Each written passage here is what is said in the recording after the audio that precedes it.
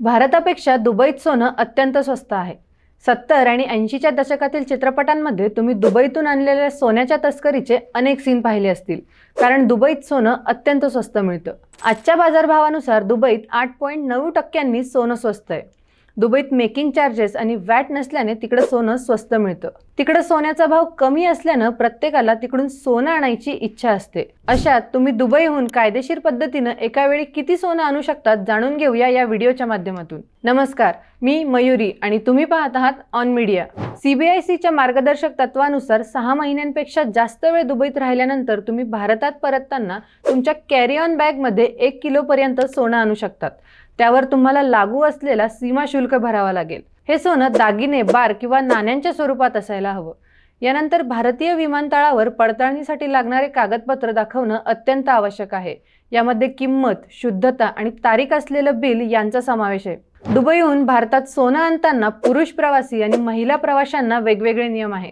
पुरुष प्रवासी दुबईहून 50,000 किमतीपर्यंत 20 ग्राम सोनं शुल्कमुक्त घेऊन येऊ शकता।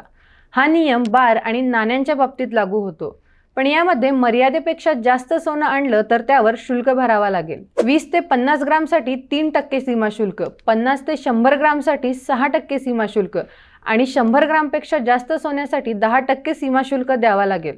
दुबईहून महिला 1 लाख पर्यंत किमतीचं 40 ग्राम सोनं घेऊन येऊ शकता। हे सोनं वैयक्तिक सोन्याचे दागिने, बार आणि नाण्यांच्या स्वरूपात असायला हवं।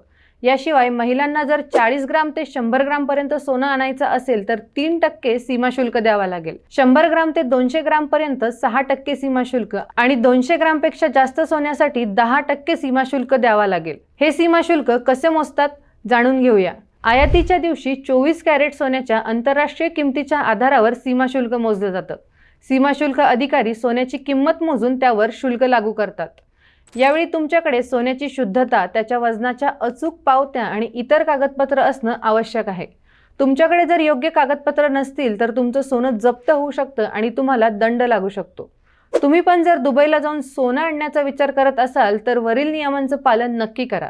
त्याचबरोबर अशाच माहितीसाठी आपल्या ऑन मीडियाच्या पेजला फॉलो करा, तसेच आपल्या YouTube चॅनलला सबस्क्राईब करायला विसरू नका।